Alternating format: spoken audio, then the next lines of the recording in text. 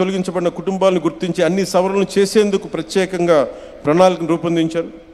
తుది జాబితాలో 28 లక్షల కుటుంబాలను, మొదటి జాబితాలో తుది జాబితాలో 28 లక్షల కుటుంబాలని ఎంపిక చేస్తాం. దాంట్లో భాగంగానే ఈ రోజున మన ముందున్న వేదిక పైన ఉన్న ఈ బంగారు కుటుంబం రిసైపెన్స్. ఎవరైనా సరే ఎన్టీ రామారావు గారు, మన నందమూరి ఎన్టీ రామారావు గారి దగ్గర నుంచి కానీ ఎవరైనా సరే కింద స్థాయి నుంచి వచ్చారు. ఇందాక కృష్ణారెడ్డి గారు మాట్లాడుతూ ఎదుగుదలకి దగ్గర దారి ఏమి ఉండదు, నలగాల్సిందే.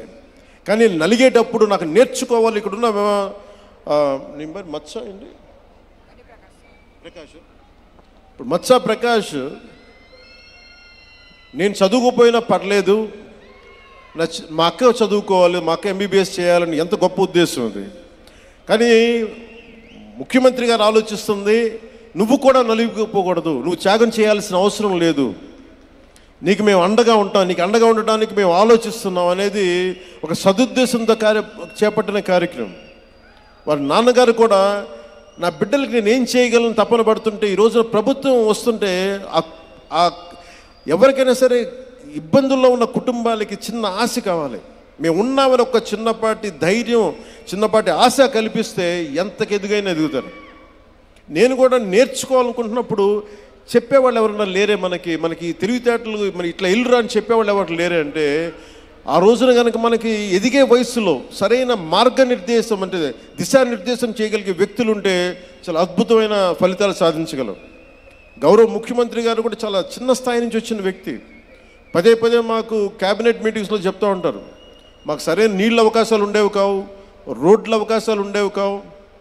ఆయన చెప్పిన దాంట్లో పబ్లిక్ ప్రైవేట్ ఈ పార్ట్నర్షిప్ ముందు నుంచి కాదు, ఆయన చిన్నప్పటి నుంచే ఉందని దాని మాటల ద్వారా తెలిసింది.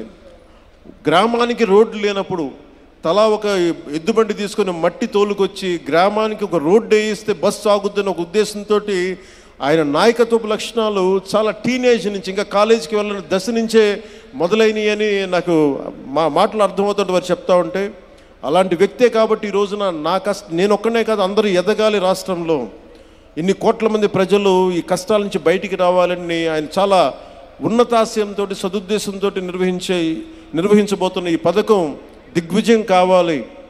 అందుకని మనం ఎదగటమే కాదు, 10 మంది ఎదగాలి, ఎదగనిచ్చేలా మనం పని చేయాలనేది అత్యున్నత ఉన్నత స్థాయికి చేరిన 10%, అత్యంత దిగువన ఉన్న ఒక 20% ప్రజల్ని, కష్టాల్లో ఉన్న ప్రజలకి మనం ఏమి చేయగలం. సినిమాల్లో చాలా తేలిక, 2.5 గంటల్లో సమస్యలకు పరిష్కారం చేయొచ్చు.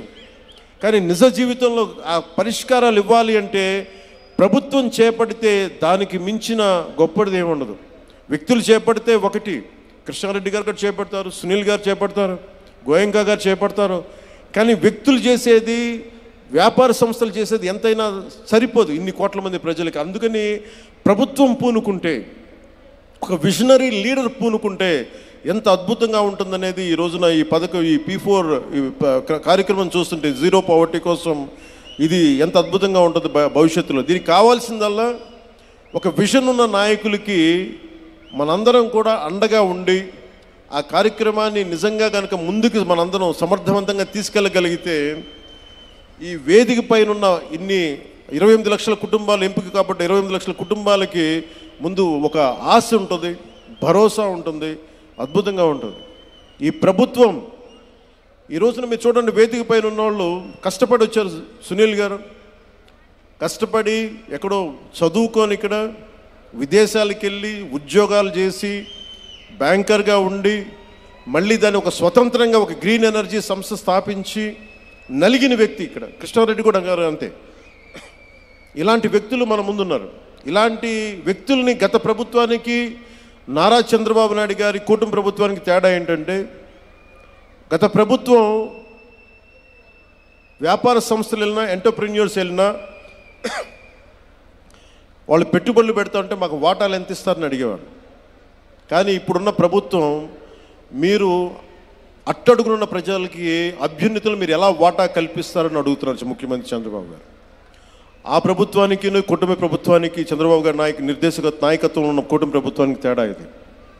అది వాటాలు అడిగే ప్రభుత్వం, ఇది పేద ప్రజలకి మీ ఎదుగుదలలో వాటాలని పంచండి అని చెప్పే ప్రభుత్వం. అలాంటి ప్రభుత్వంలో మేమందరం కలిసి ఉన్నందుకు ఈ అవకాశాన్ని ఇచ్చిన ప్రతి ఒక్కరికి ధన్యవాదాలు తెలుపుకుంటూ ఈ P4 అనేది ఏంటి, ఏం చేస్తా అనేది అందరితో పాటు